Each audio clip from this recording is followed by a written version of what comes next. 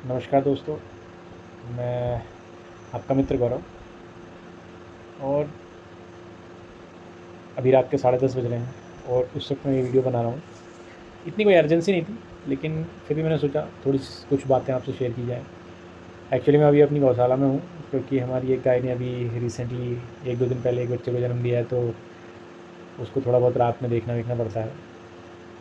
कुल मिला के लेकिन वीडियो बनाने का मुद्दा गाय या उसका बछड़ा नहीं है। ये मुद्दा है जो हमारी न्यूज़ फीड में आजकल चल रहा है। एक्चुअली चाहे आप इंस्टाग्राम स्क्रॉल करो, चाहे आप यूट्यूब में देखो, चाहे कहीं भी देखो, न्यूज़ फीड मतलब एक तरीके से गाइड कर रही है जंतर मंतर, सीजेपी और आपका नीट। तो चलिए, जो राजनीतिक मुद्दे हैं, राजनीतिक तरीके से जिन चीज़ों को डील किया गया है, वो राजनीति जाने, उसमें मैं ज़्यादा डीपली नहीं घुसूँगा। लेकिन जब मैंने नीट के बारे में पढ़ा कि नीट का पेपर लीक हुआ, और चलिए ठीक है, पेपर लीक होते हैं इंडिया में, माना। लेकिन फिर मेरे को कहीं से ये खबर आई कि मतलब नीट के पेपर लीक होने के कारण कुछ बच्चों ने मतलब सुसाइड किया। मतलब मैं उनकी आत्मा को शांति मिले, लेकिन और उनके ग्रीविंग पेरेंट्स जो हैं, मतलब मेरी सिंपैथी है उनके साथ पूरी। बट मतलब मुझे एक चीज़ समझ में नहीं आई, ये सुसाइड का रीज़न क्या था?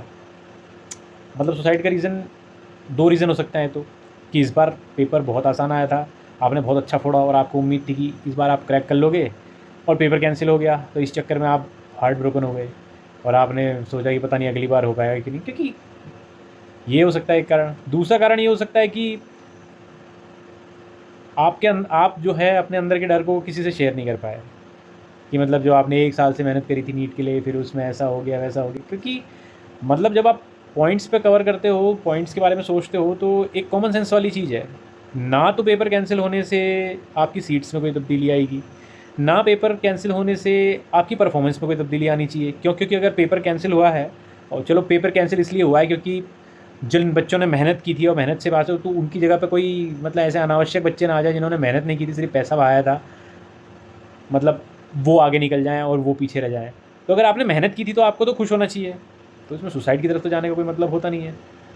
कि अगर आपने मेहनत की थी, चलो आपको ये लगेगा अरे यार अच्छा हुआ। क्यों? क्योंकि हो सकता है कि उस बंदे को पेपर पता था, वो 2 नंबर आपसे ज़्यादा ले आए और उसको सीट मिल जाए, आपको सीट ना मिले।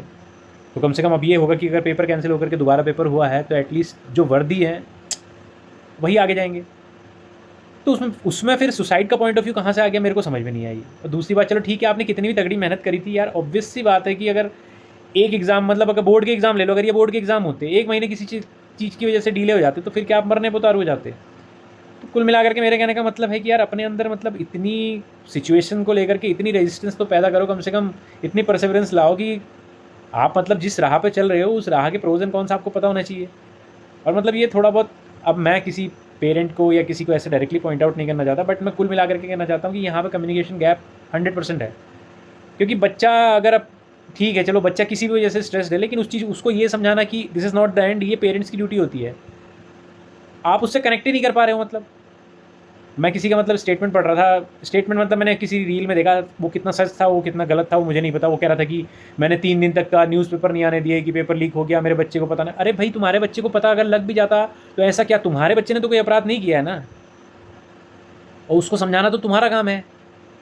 और अगर कोई बच्चा सुसाइड जैसी गलत चीज़ की तरफ अगर कदम उठा रहा है, तो 90% चांसेस हैं कि he is not able to communicate with any one, neither friends और नॉर पेरेंट्स। जबकि पेरेंट्स को ऐसे टाइम में बच्चों के साथ होना बहुत ज़रूरी है। बच्चों के साथ मतलब पेरेंट्स का होना बहुत ज़रूरी है, खास करके जब ये सब चीज़ें होती है। और मतलब अपने अंदर की रेजिलियंस को इतनी जल्दी क्या मार दिया है क्या इस जनरेशन ने? मैं आपको अपने फैमिली का एक केस बताता हूँ। मतलब एक मेरी कज़न है, उसने जब फर्स्ट टाइम नीट दिया था, तो हमारे यहाँ पे एक यूनिवर्सिटी है पन्नागर की, गोविंद बल्लभ पंत यूनिवर्सिटी, वहाँ पे उसने वेटनरी का भी एग्ज़ाम दिया था, एंट्रेंस। तो वेटनरी में उसको सीट मिल गई थी, public seat. But she was resilient to are कि नहीं भैया मुझे डॉक्टर बनना है।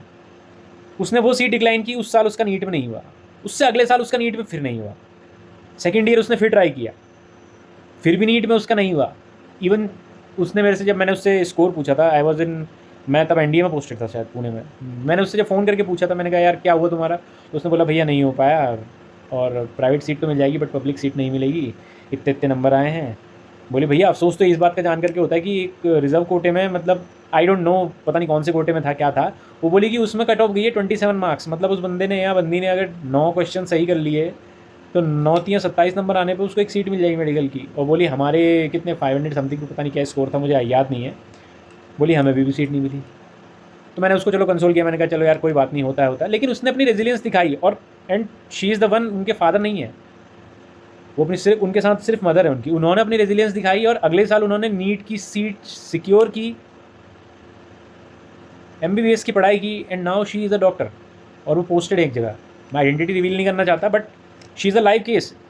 और दूसरा एग्जाम्पल अगर मैं शेयर करूँगा तो ये मान के चलिए कि जब हम, जैसे हम लोग एक बार गए थे NSG में कमांडो कोर्स करने के लिए, अरे तो उसमें मतलब टफ़ चीज़ें होती हैं, सब जानते हैं।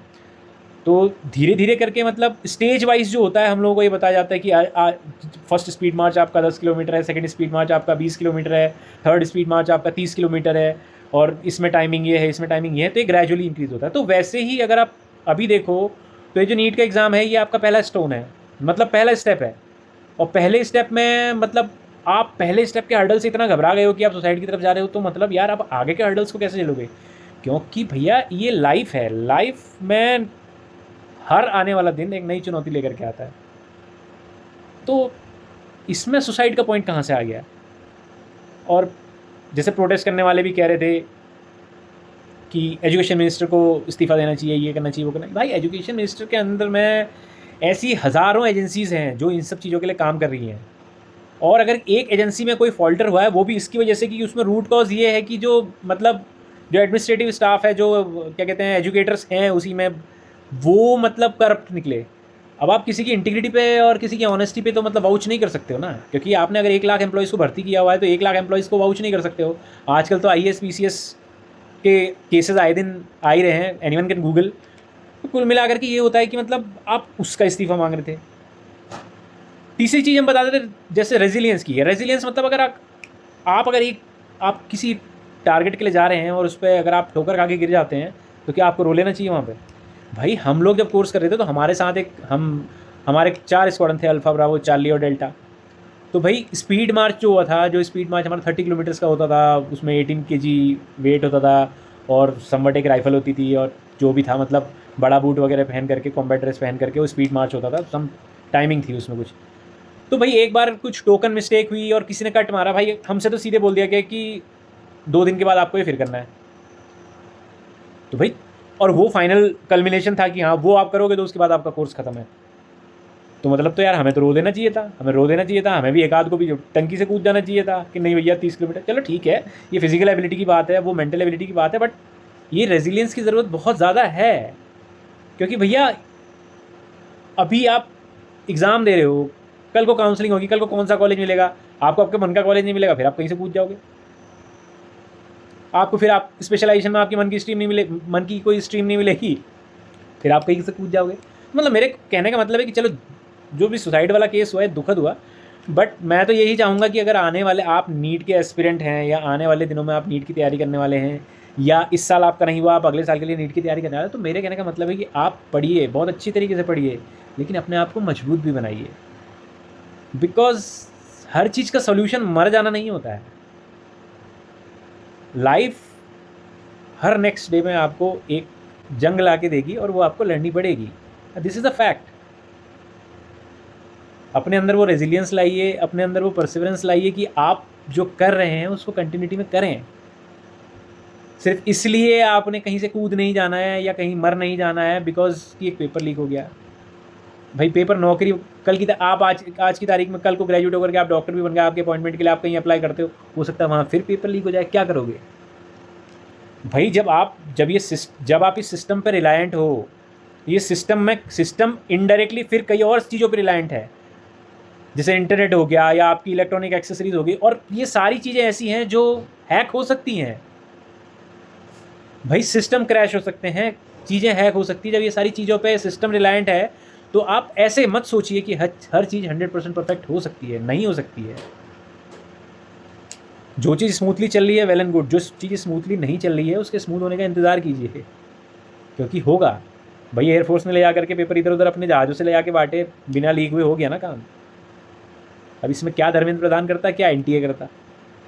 तो कुल मिला के मेरा कहने का मतलब है, मैं तो मतलब लोगों से यही निवेदन करूँगा कि अगर आप एक पेरेंट हैं तो प्लीज़ अपने बच्चों से कनेक्ट कीजिए, कनेक्ट कीजिए ताकि अगर ऐसी कोई सिचुएशन आती है, नॉट ओनली नीट, कई सारे एग्ज़ाम होते हैं, कोई ऐसी सिचुएशन आती है कि जिसमें वो आपसे कनेक्ट नहीं कर पा रहे, तो आप काइंडली उनसे कनेक्ट कीजिए।